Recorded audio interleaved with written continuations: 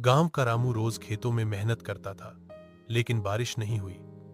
फसल सूख गई, कर्ज बढ़ गया। रामू हर दिन आसमान की ओर देखता और कहता, भगवान, बस एक बार बरसा दे।